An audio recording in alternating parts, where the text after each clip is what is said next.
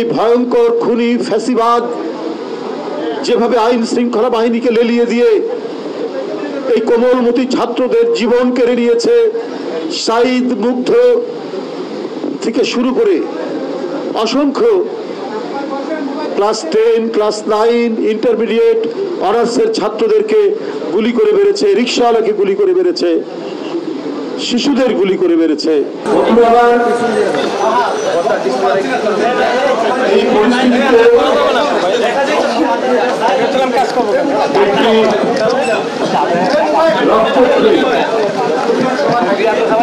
সংগ্রামের মধ্য দিয়ে প্রায় 15 বছর 16 বছর প্রায় 16 বছর অকথ্য অত্যাচার সহ্য করা হয়েছে, অকথ্য নির্যাতন সয়েছে আমাদের নেতাকর্মীরা, ক্রসফায়ার, গুম এবং অদৃশ্য করা হয়েছে আমাদের নেতাকর্মীদের। জনগণকে গণতন্ত্র রক্ষার আন্দোলনে প্রস্তুত করেছে জাতীয়তাবাদী দল দেশনেত্রী বেগম খালেদা জিয়া এবং দেশনায়ক তারেক রহমানের নেতৃত্বে। বন্ধুরা আমার, আমাদের কাছে নেত্রীর এই জন্মদিন অত্যন্ত তাৎপর্যপূর্ণ। রাজনীতিতে শিষ্টাচার, শোভন এবং পরস্পরের প্রতি সম্প্রীতি এবং ভালোবাসার যে রাজনীতি হতে পারে সেটির বারবার প্রদর্শন করেছেন দেশনেত্রী বেগম খালেদা জিয়া।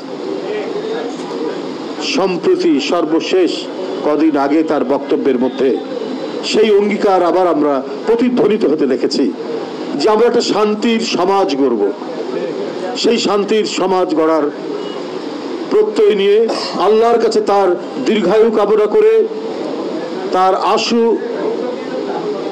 সুস্থতা কামনা করে আমরা দোয়া করব। পাশাপাশি এই যে এক বিপুল রক্তস্রোতের মধ্যে দিয়ে আমাদের দেশের আলোক পিয়াসী শিশু কিশোররা যে অভূতপূর্ব আন্দোলন গড়ে তুলেছে এবং যে আন্দোলন দমানোর জন্য এই ভয়ঙ্কর খুনি ফ্যাসিবাদ যেভাবে আইন শৃঙ্খলা বাহিনীকে লেলিয়ে দিয়ে এই কোমলমতি ছাত্রদের জীবন কেড়ে নিয়েছে, সাঈদ মুগ্ধ থেকে শুরু করে অসংখ্য ক্লাস 10, ক্লাস 9, ইন্টারমিডিয়েট, অনার্সের ছাত্রদেরকে গুলি করে মেরেছে, রিকশাওয়ালাকে গুলি করে মেরেছে, শিশুদের গুলি করে মেরেছে। আমরা তাদের আত্মার মাগফিরাত কামনা করব এবং যারা অসুস্থ অবস্থায় হাসপাতালে মৃত্যুর সাথে পাঞ্জা লড়ছেন আমরা তাদের আশু সুস্থতা কামনা করব।